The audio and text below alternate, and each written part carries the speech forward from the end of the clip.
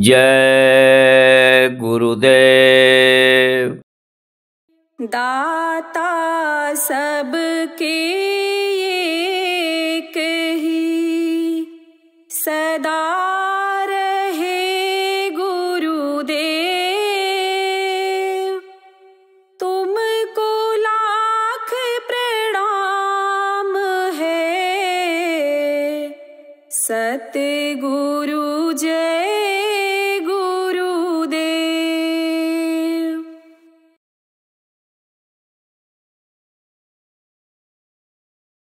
अपना किसे कहूँ मैं, अपना यहाँ न कोई। अपना किसे कहूँ मैं, अपना यहाँ न कोई।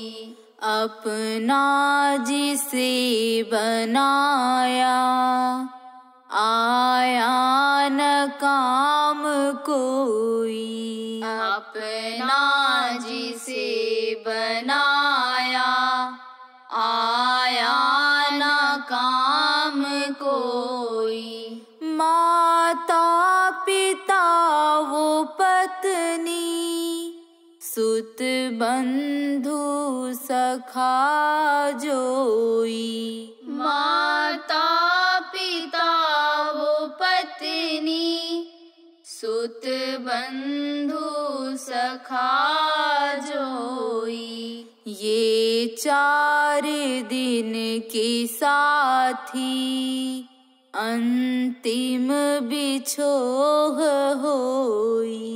ये 4 दिन के साथी, अंतिम बिछोह होई। वे छोड़ देंगे तुमको, या तुम तजोगे उनको। वे छोड़ देंगे तुमको, या तुम तजोगे उनको।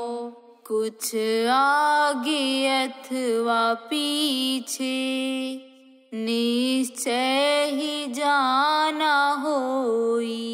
कुछ आगे अथवा पीछे, निश्चय ही जाना होई। इस ज्ञानवान तन में, यदि सत्यता न जाना। इस ज्ञानवान तन में, यदि सत्यता न जाना। तब तो वृथा गया तन, पछताए व्यर्थ खोई। तब तो वृथा गया तन, पछताए व्यर्थ खोई। गुरुदेव एक साथी, तेरे यहाँ वहाँ के। गुरुदेव एक साथी, तेरे यहाँ वहाँ के। तुम प्रेम करना सीखो, कल्याण तेरा होई। तुम प्रेम करना सीखो, कल्याण तेरा होई। यदि वे दया करेंगे, तुमको अभय करेंगे। यदि वे दया करेंगे, तुमको अभय करेंगे। सामीप्य उनका कर ले, यम काल भय न होई। सामीप्य उनका कर ले, यम काल भय न होई। अपना किसे कहूँ मैं, अपना यहाँ न कोई। अपना किसे कहूँ मैं, अपना यहाँ न कोई। अपना जिसे बनाया, आया न काम कोई। अपना जिसे बनाया, आया न काम कोई। जय गुरुदेव, जय गुरुदेव।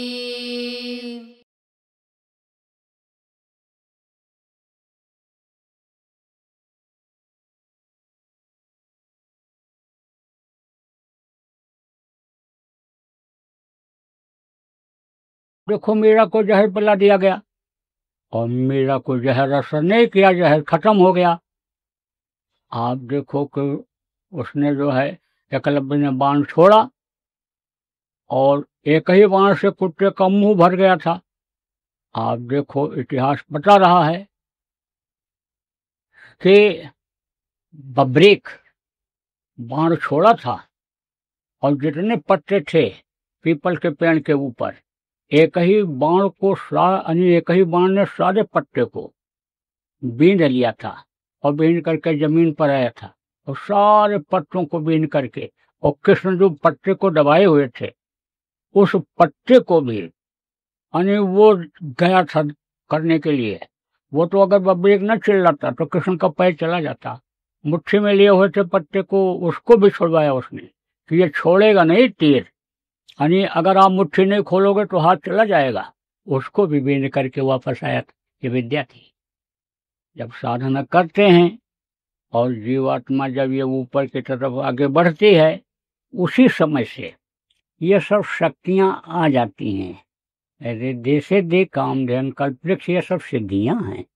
आप देखो रिद्धि सिद्धि लिखते ना, श्री गणेशाय नमः, तो ये रिद्धि कौन है, सिद्धि कौन है?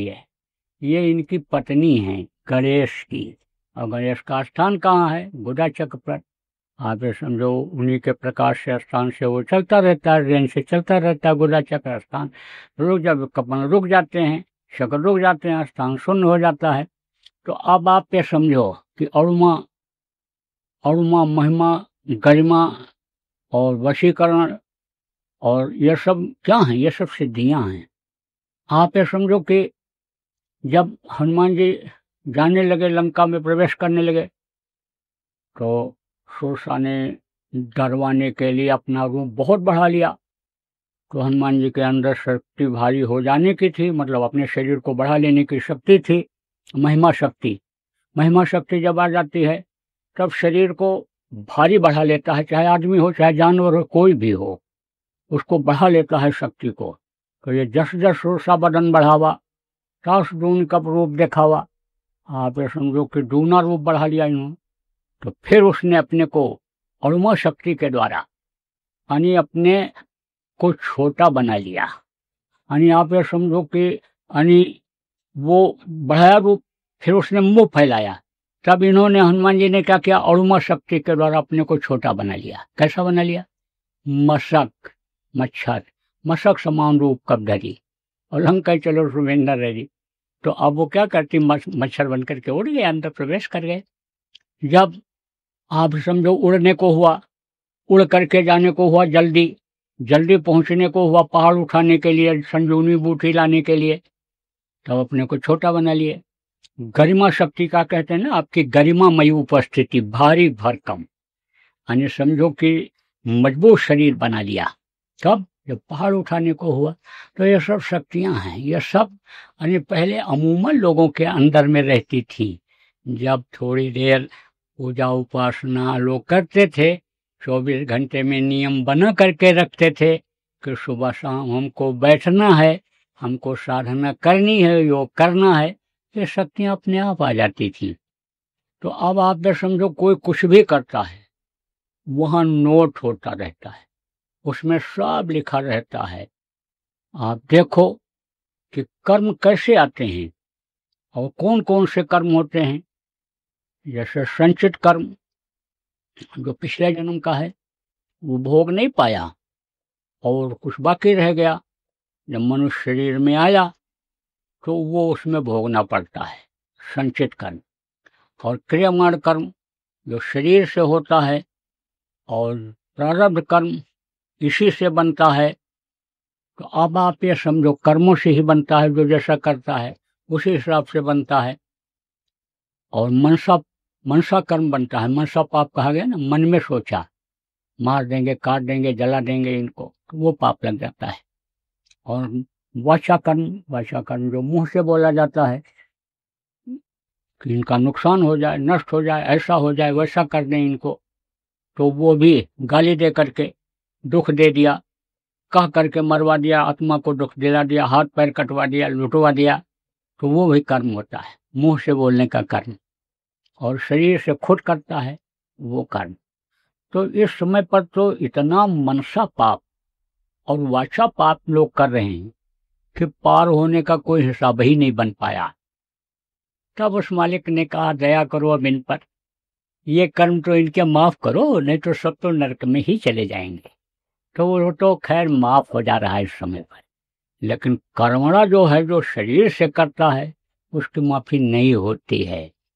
तो जब अच्छे बुरे का ज्ञान नहीं हो पाता है, सत्संग नहीं मिलता है, और अनजान में भी बुरे कर्म बन जाते हैं, और भजन सेवा के द्वारा वो कटते नहीं हैं, तो वो बुरे कर्म सब इकट्ठा होते जाते हैं, और फिर उसी की वहाँ वो सजा दे देता है।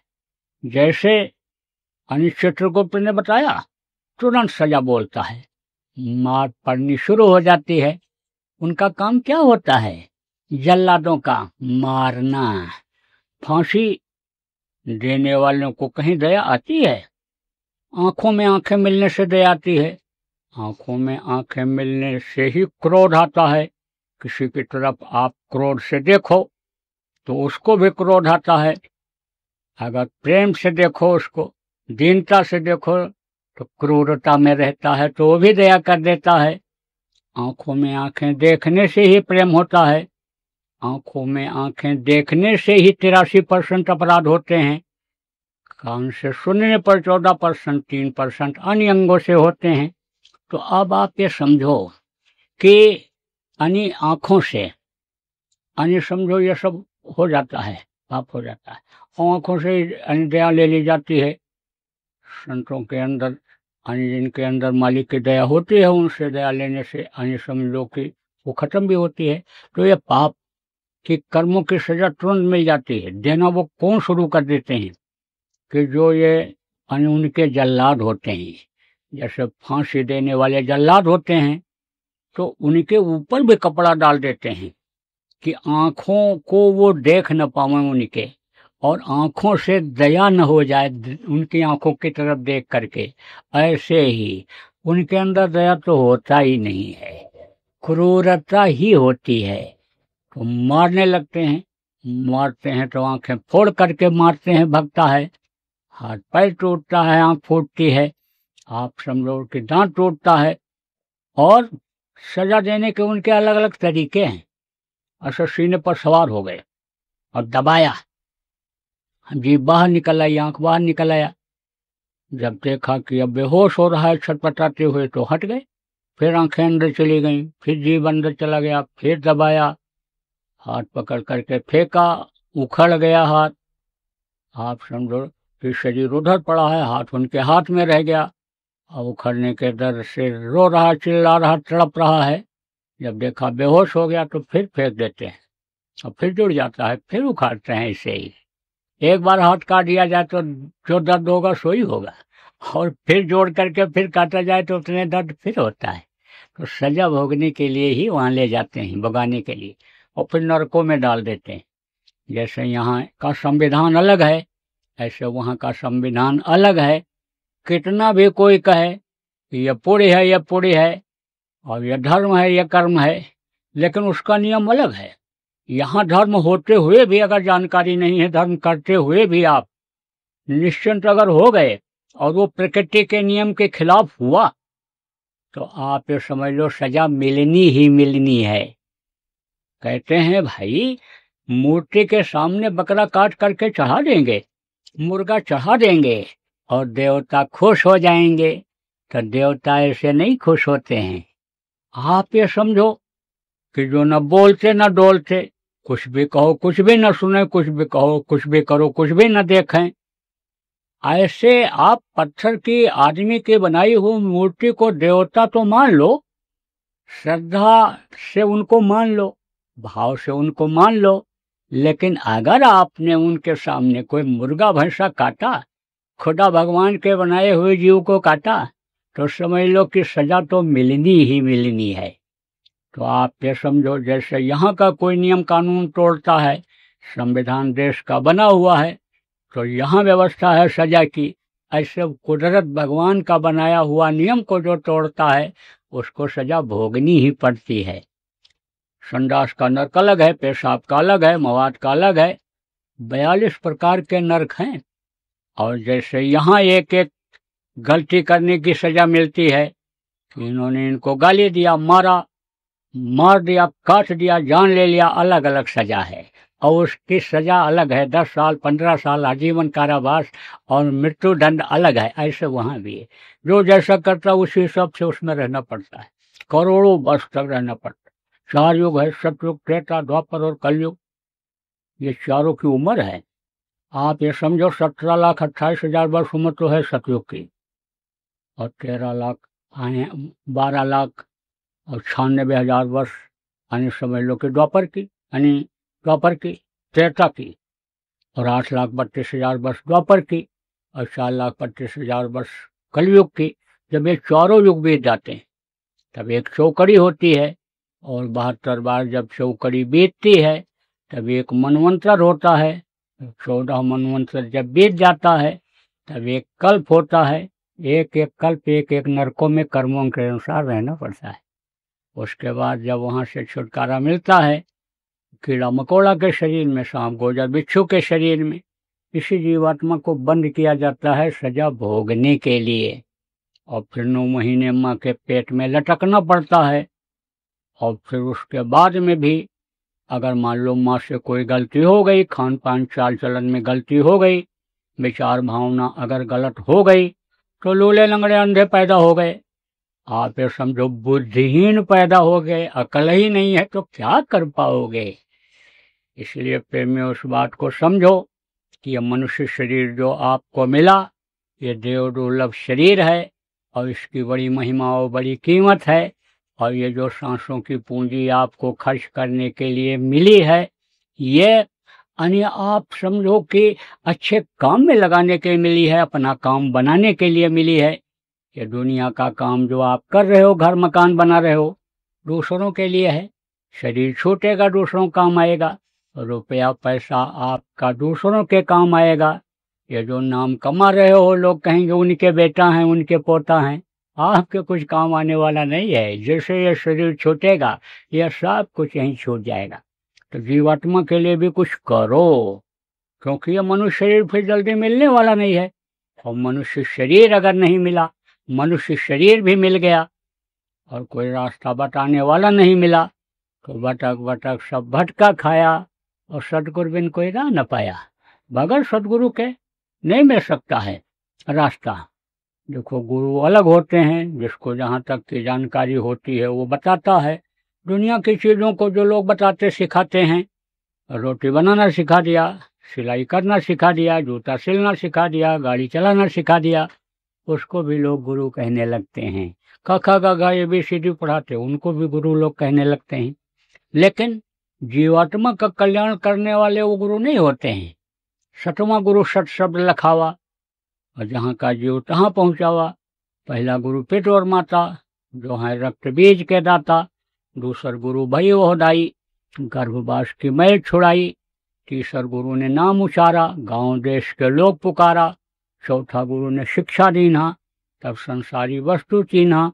5वां गुरु ने दीक्षा दीना, राम कृष्ण का सुमिरन कीना। 6वां गुरु ने सब भ्रम तोड़ा, ओंकार से नाता जोड़ा। और 7वां गुरु सत शब्द लखावा। अब जहाँ का जीव तहाँ पहुँचा हुआ है। जब शब्द भेदी गुरु मिलेंगे, शब्द भेदी क्या, शब्द से ही सारा संसार बना, शब्द से ये जीवात्मा उतारी गई, लेकिन ये नीचे आकर के यानी शब्द से अलग हो गई, शब्द को छोड़ दिया इसने। अब जो सद्गुरु होते हैं वो शब्द को पकड़ाते हैं, शब्द से इस जीवात्मा को पकड़ाते हैं, और वो जब मिलते हैं तब जन्म मरण से छुटकारा होता है, आना जाना मतलब यह बंद होता है। तो सद्गुरु कौन होते हैं? कोई जमीन फाड़ करके निकलने वाले, आसमान तोड़कर निकलने वाले नहीं होते हैं, वो भी मनुष्य शरीर में ही होते हैं।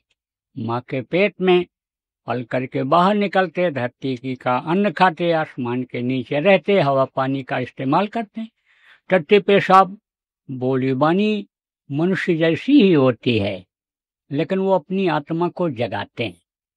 और ये आत्मा जब उस मालिक तक पहुंच जाती है तो पूरी ताकत इसमें आ जाती है। किसमें? जीवात्मा में।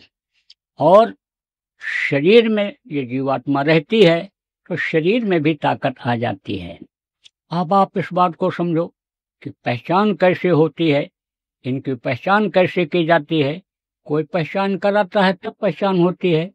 और ये जो लोगों को विश्वास है कि धार्मिक ग्रंथ हैं, इनमें सब चीज़ें मिलती हैं, हम इनको पढ़ करके और पहचान लेंगे। तो गोस्वामी जी महाराज ने पहले तो घट रामायण लिखा, अपने घट में जो उनका लीला हो रहा है, उसके बाद जब संस्कृत में था उसको लोग नहीं समझ पाए, तब उन्होंने हिंदी में लिखा और उसका नाम ये लिखा रामचरित मानस।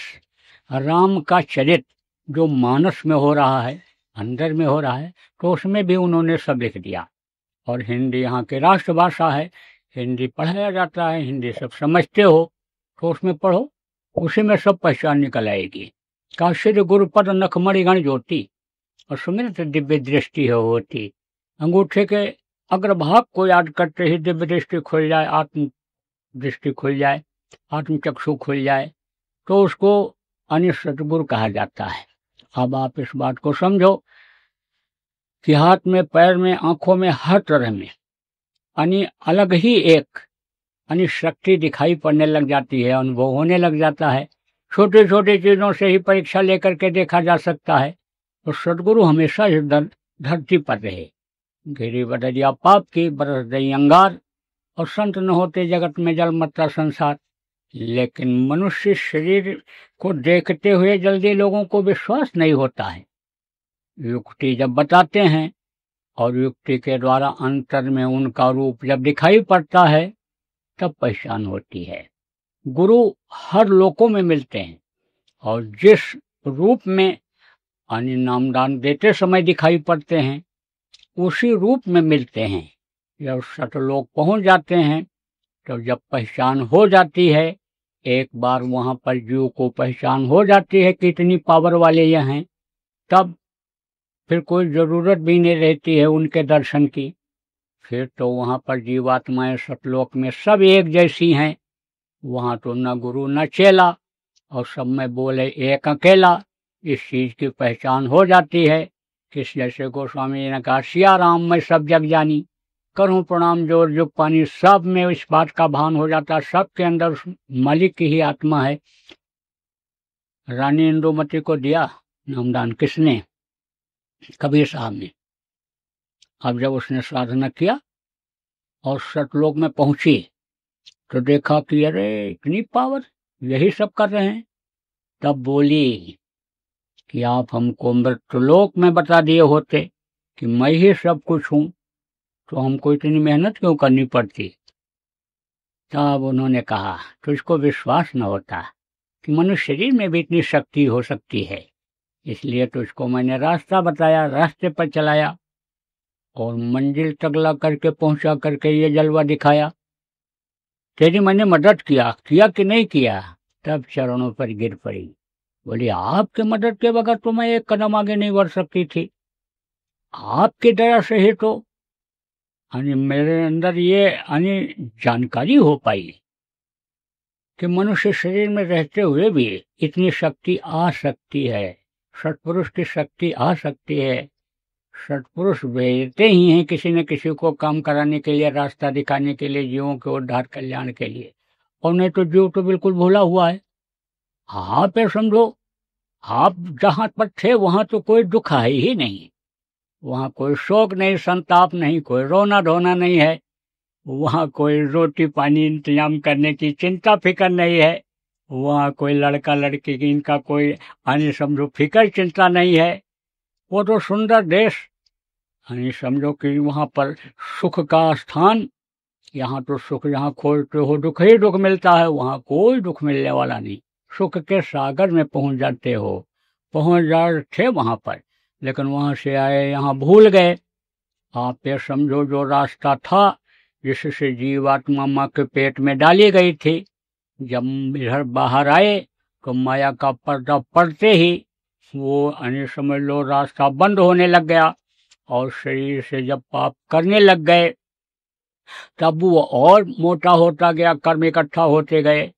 तो अब आप ये समझो कि भूल ही गए, रास्ता भूल गए, उस मालिक को भूल गए। तो जब यानी नरकों की तरफ जाने लगते हैं जीव, तब वो मालिक भेजता है। किसको भेजता है? जिनको संत कहा गया, सदगुरु कहा गया, जो शब्द और जीवात्मा को जोड़ते हैं, भेद बताते हैं। तो वो आते हैं तो ऐसे ही जगाते हैं, बताते हैं, याद दिलाते हैं।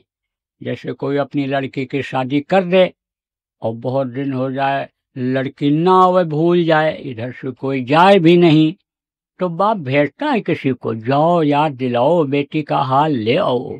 तो जब वो वहां से आता है और याद दिलाता है कि तुम्हारे मायके से आया हूँ, पीहर से आया हूँ, तब बाप की याद आती है।